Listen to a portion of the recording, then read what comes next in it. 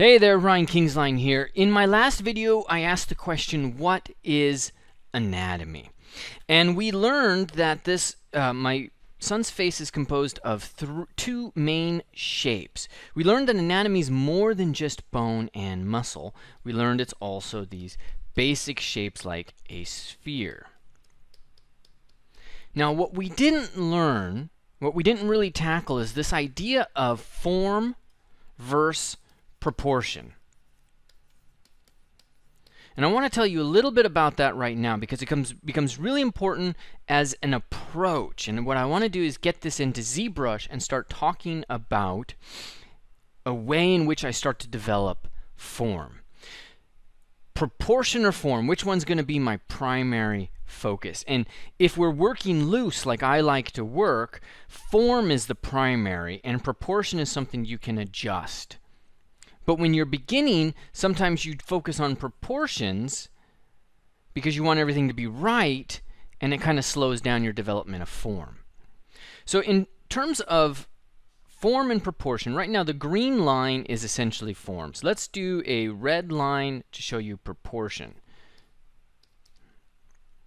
I'm taking the measurement right now. Yeah. So we've measured from here to here, and now we've taken that and pulled it down. So this is A, and A is the same. To make a perfect circle, we just have to connect these dots. So red is perfect circle, kind of mutilated. And then I need to get some other measurement to pull down. Let's say get B. What is B? It's a little hard to find B because B isn't quite a third. It's a little bit less than a third, or it's a little bit more than a third. So what we might do is we might find our third, which is about right there. So that's our third, and we know we just have a little bit more to do from there. So take our third, we come down. So this helps us establish basic proportions. We can then say start to draw lines down. Now, when I start to focus on proportion, my brain has a tendency to change. I start to focus on lines and linear elements. That's a problem. And I'm going to talk about that a little bit later. But what I want you to do is, number one, make a note of this difference between form and proportion as an approach. What are you focused on? If you want to do something fast, quickly, part of the equation is what are you focused on? Think of Elon Musk and SpaceX. Got a perfect example of somebody who wanted to do something people thought was impossible. He wanted to get a space company built, get to the moon, get to Mars, right? And he wanted to do it cheaper than it's ever been done before, faster than it's ever been done before, and with less of that process that people had, because the process is one of the things that made it so expensive. So if you're Boeing or you're Airbus or something of that nature, there's all of this built-in bureaucracy and process, which probably has some use, especially since some SpaceX flights have been exploding lately. But that are part of a system designed to go a little slower. So I equate SpaceX with traditional art education. Or I should say I equate Boeing with traditional art education. There are processes that teachers have built over thousands of years. I want to show you how to be SpaceX as an artist. I want to show you how to hack this, do this faster, do it cheaper, get into it. Part of that is your form, your proportion. These are approaches. Yes, we have to learn all of this stuff. Yes, we have to do all of this stuff. But we need to do what works for us. Proportion might work for you, form might work for you, but what I'm going to do today is show you form as an approach to sculpting, which means that my proportion floats up and down. And it also means, do me a favor, don't focus on proportion right now. Focus on form, general shape. All right, let's get ourselves over into ZBrush. Check out, remember these green circular forms. Let's start to create those and sculpt those. Now, Form is the first priority. So let's put form in there. There's two spheres, so why don't we come in here? We have just a default sphere. This is a real basic shape. I'm going to take it to its lowest subdivision level and say delete higher. Then I'm going to come down and I'm going to say insert sphere, and I'm going to insert a sphere here towards the bottom. Symmetry's on. There we go. It's a little bit larger. Form is the first thing I did. Now the second thing I do is proportion. So we looked at the proportional elements, but again, we're not looking for that perfect sphere, although that will tell us the overall. What we want is to get just that general interior shape in there. So that means, let's just select it. That means I need this guy to be a little bit larger. And I'm going to jam him up in there. Pressing Shift, moving up, and let's move him back a little bit. And that's a little too big. Okay. Go with wherever it feels right now. We've got our two general shapes, and I'm going to switch over to Clay Buildup. Now, I do need to think about proportions a little bit here. In a child, the eyes are not necessarily at the halfway point. They're going to be a little bit below that. So I'm going to pre-think that, and I'm going to come in here, and I'm going to put my general form in. Okay, always starting with this general form. That is the down plane of the eye, the side plane of the nose, the front plane of the nose, and the down plane of the nose. It's not in the correct place, but it is form as approach. I'm going to start to push in a little bit. Really get some orbit of the eye in there and start to establish that front plane of the face, and then it's a child, so we really need to have that nose kind of pull in like that. Now, at this point, with this view of polygons, it's a little bit tough to sculpt it, so I'm going to divide this one time.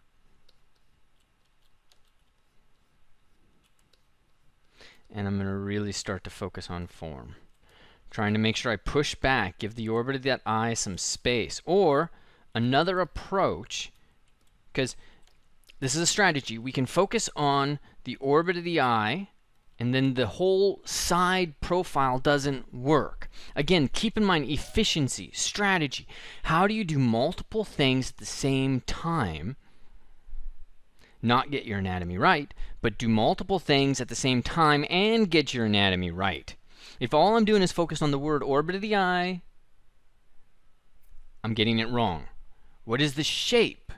What is the strategy so that I quickly create it? Once you learn the strategy, you implement the strategy every time.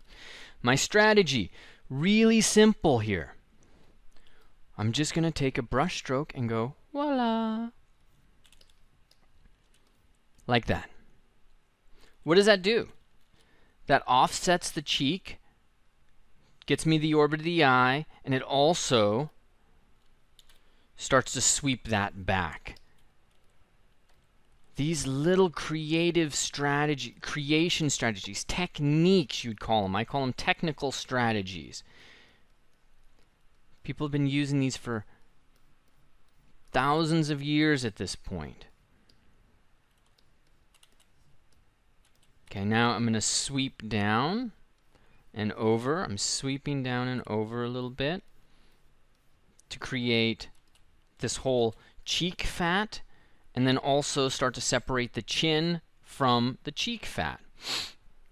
I'm saying the anatomical words, okay? Cheek fat, the chin, the mentalis, the mandible's in there. We have to know those things. But if all you know is mandible and you don't know this red line, I don't even have a name for it, but I do that every time. If you don't know that, you're not going to get the shape right. Form as strategy.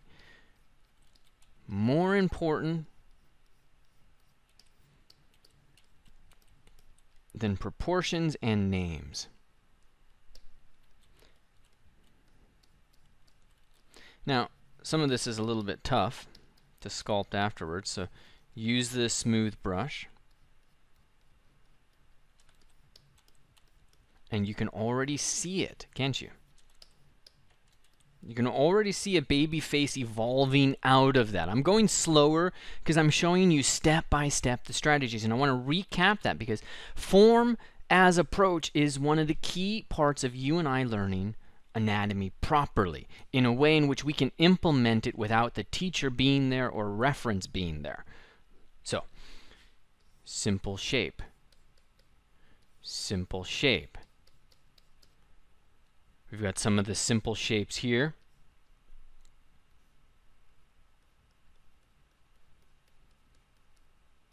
Some of the simple shapes here. Dun dun dun dun dun dun dun dun. Right? Planes. That's another word they call this.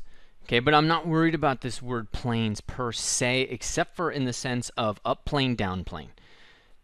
But for me, overall, this is just under the umbrella of form. What about the mouth? What about the nostrils? What about the eyes? Eyelids are not the focus.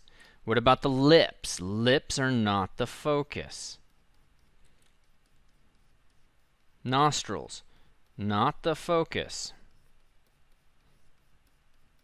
What am I sculpting right now? Do you know? It actually has a name, but I'm wondering, are you aware of what I'm sculpting and what the name of it is?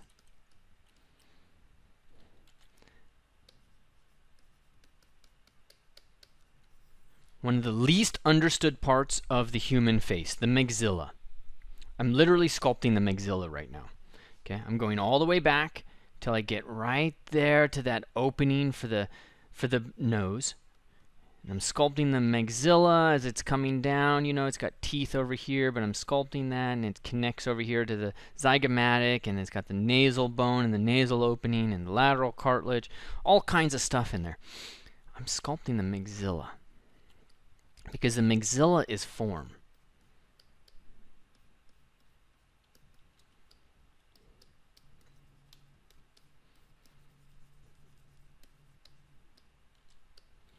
Now, I'm going to start to smooth out some of this cheek fat. This is one of the problems with the approach of form, is you're constantly adjusting this stuff, okay? It can be quite dynamic, but if you can master it, you're in really great shape. You got to keep form in mind, which means avoid having words in your mind, like, well, it's specific words. Eyelid, lips, nostrils. Go to a concept higher than nostril. What is that?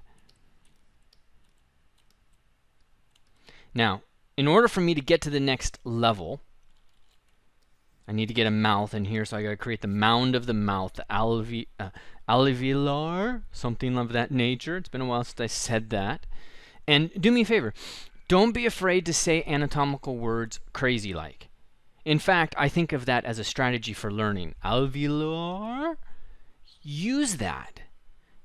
The word is unimportant. It should not have power over you. You should not be cowering in fear of being unable to say the word alveolar. I'm not going to do surgery on anybody. I'm going to sculpt somebody. I'm going to create life. And if I'm going to create life, I can't be, worrying about all these little nitty-titty-bitty little thingamajiggers of, what's it called? I'm a visual artist. Right? What do you think poets think of grammar? What do you think novelists think of grammar? Their job is to create an emotion in a human being. Do you think grammar is their friend? I don't think so. Think about the poets of the 20th century. T.S. Eliot was the great editor because they all didn't edit. Right? Who was Hemingway's editor? Gertrude Stein was one of the people to help put together these novelists. This is two different things. Okay? And our job right now, don't cower in fear of that name. Who cares what the name is? Some dude who had some other agenda created that a long time ago. And he's not here with me now. I don't know him. I don't owe him nothing. What I owe is creating something cool for my boy. for my son, for my family, for my boss, my job, my career, right? Now, I'm just dynameshing this because having it as two parts was a little bit on the crazy side. I have some general form here. I'm going to go a little bit further, but proportions are starting to cause me problems. So let's start with some adjustments. Side of the face is getting pulled in, and here you could say I'm thinking about form, or I'm sorry, proportions, but I'm not. I'm actually looking at the model, and I'm remembering high point, dives in to a tip. So you could see this almost as a shield / triangle. That's my job now. Still form. Proportion is underneath that. So high point, dive in, dive in.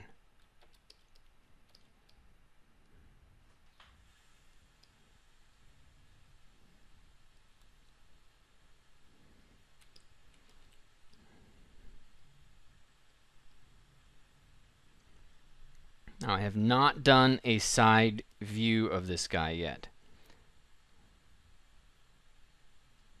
So I could get myself in a lot of trouble.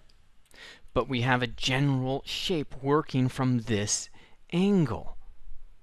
Now, because it's likely to trip people up, I'm going to show you real quick what we're going to do about the profile view. Google it. Right? But we need to know a little bit about anatomy to do this. For example, what creates this plane here in the back? Would you be surprised if I called it the nuchal ligament?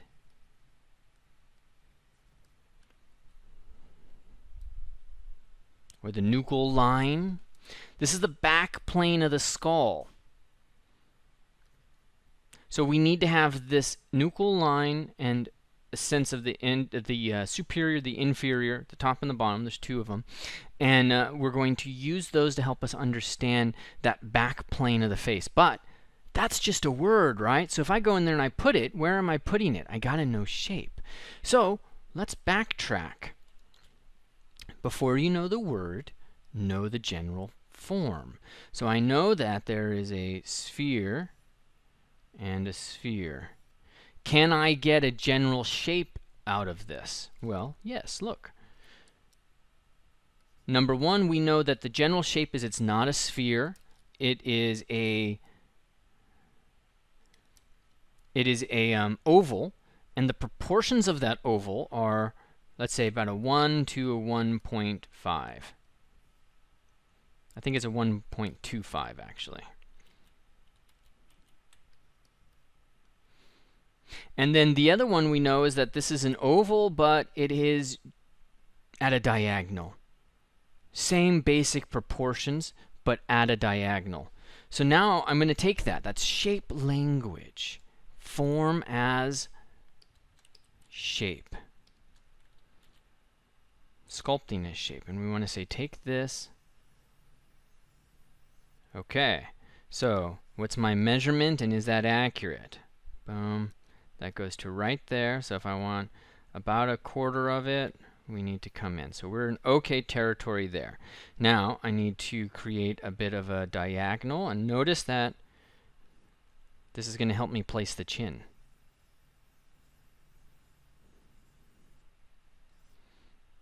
All right, looks like we're within territory. Let's just confirm. Measure twice, cut once. The old carpenter metaphor, right? Or not metaphor, but rule. Okay. Yep. I just measured again, and so from bottom of the eye, top, and then from here to here, it's about 1.25. This is rough. Don't get into 1.28. If you do that, you're going to go crazy, and you're not being efficient.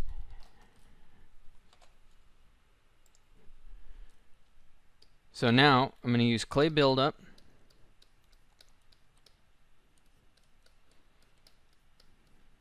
And I'm going to start to describe that oval. I'm holding it in my mind's eye.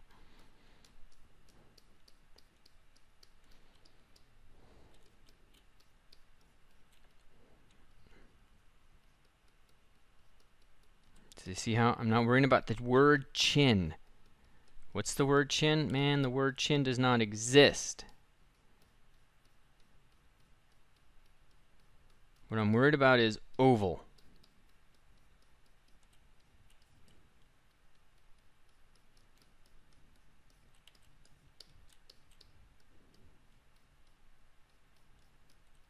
Now, if you get here and it still doesn't look right, I can feel something is wrong, and I'm not sure what. Okay. One of the key things that we do when we don't know what's wrong is we go back to our words.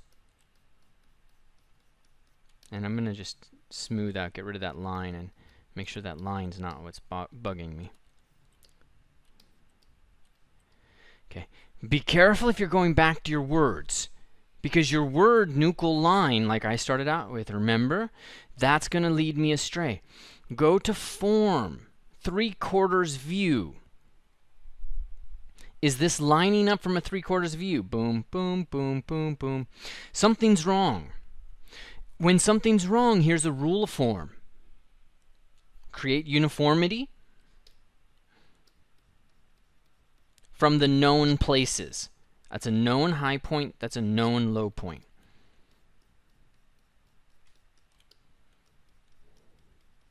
So what I'm going and doing is silhouette by silhouette. I'm simplifying form.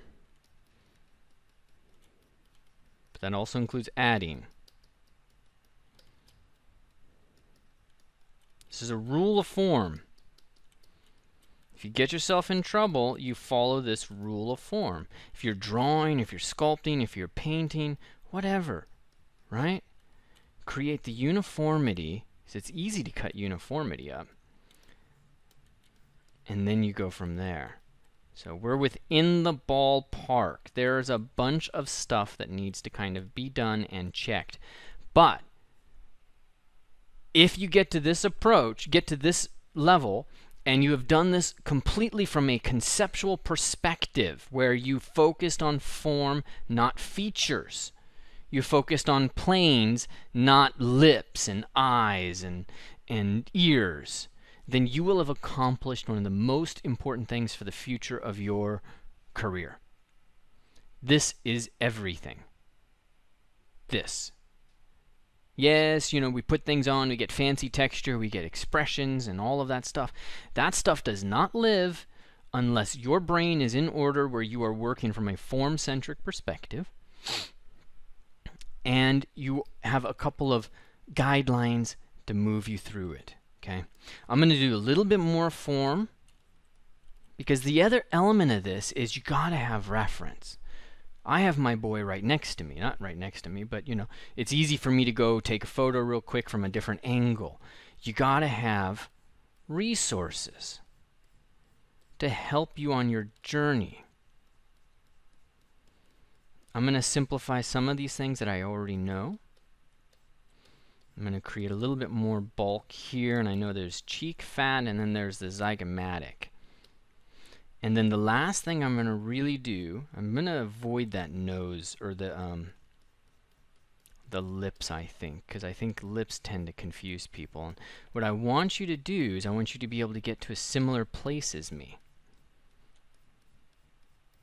Notice it's a strategy right there. Simple little line. I don't know if you saw that. Boom. That line separates cheek fat and zygomatic. It is also crazy important, not here, but all the way over here because it helps delineate, hey, there's that, and then you see this cheek fat. So it creates the overlap.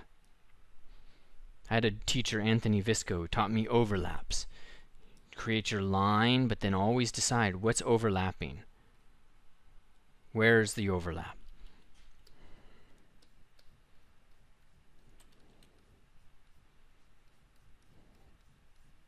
Again, that line right there, that line there.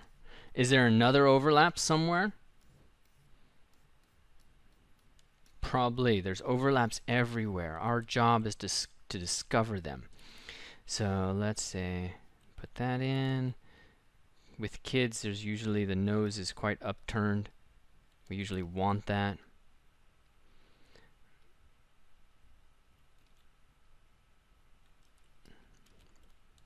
I'm going to press Alt with the move brush to really just push that back in space.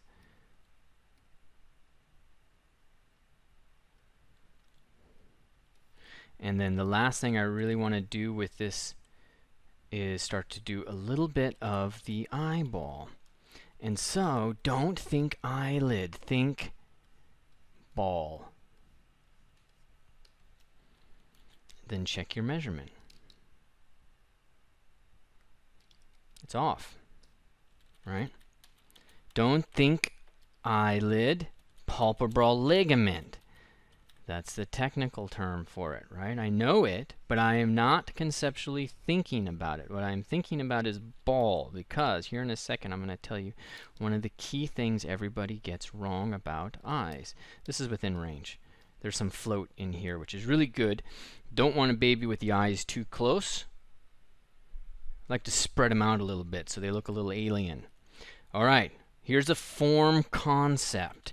Now, I haven't really tested this with the orbit of the eye of babies, but in a human adult, what you'll get is the eye kind of pulls not straight. Let's just do it the way people would normally indicate it. So they'll put the ball of the eye directly in between the upper part and the lower part of the orbit of the eye. That's not accurate. What's accurate is that this is sloped. And so what that does is that raises the eyeball. If your eyes aren't in the right place and you constantly are battling the bottom of the eye and the bottom of the nose, the concept for your form is wrong. My concept was wrong for a long time, so I get to say it was wrong. I suffered. But that's all it is. That's all it is. So put that a little bit higher. And then you can put the lower eyelid as this kind of bridge form. But ultimately what we're trying to learn is we're trying to learn how to see anatomical terms, palpebral ligaments, bicep. We're trying to learn how to see those not as words but as forms. Now I've done a couple of things right in there. All key strategies. I started separating the frontal eminence, and I created a form that's very dominant in children. There's this roundness that comes back, and as we get older this becomes the temporal line. But when we're younger like this, this is what we're getting. Okay, and then the zygomatic major. The zygomatic bone comes out. Infraorbital triangle, i.e. cute cheek fat, is there. We've got our side planes. I have walked you through the core planar structures, form structures of the face. And I'm going to give you just one last thing before we head out. This is the most important thing for you to get out of this meeting. It is that proportion leads to line. If you're focused on proportion as an approach tends to lead to line. If you start to use line and focus on line as your strategy, such as, okay, I'm going to get this and I'm going to pull this line and focus on silhouette or contour, and then I'll pull in and I'll start to really get, like, let's really get that chin. In fact, let me show you this, and I'm going to actually have another video that documents this a little bit further. But let's take a look at some of the problems I could got myself into. Okay, where is that? I'm not sure how I connect this line to this line, and where does this curve break? Where does that curve break? Everything goes to hell right there.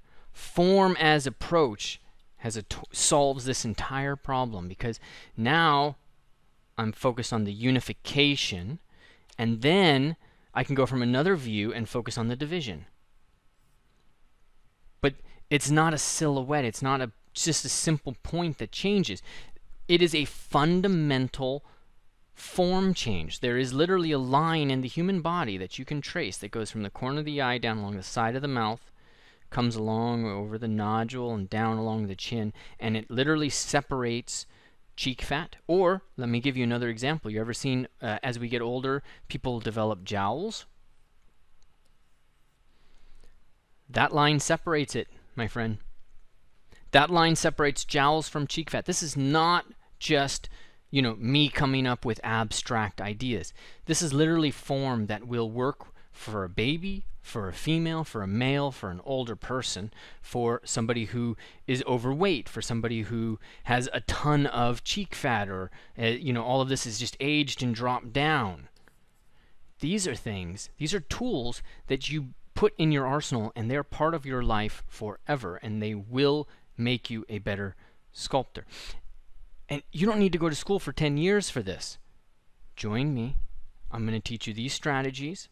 I'm going to work you through these conceptual processes, because learning anatomy is more than just the words, the muscles, the bones.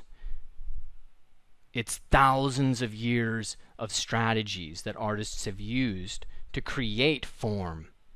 All right, Ryan Kingslien here. Thank you so much for watching, and please share this video on your favorite social network. Give me a shout out on Facebook. Let me know how things are going for you, and if you found this useful. Check me out on Twitter, Instagram, and thank you for helping to spread the word. Happy sculpting.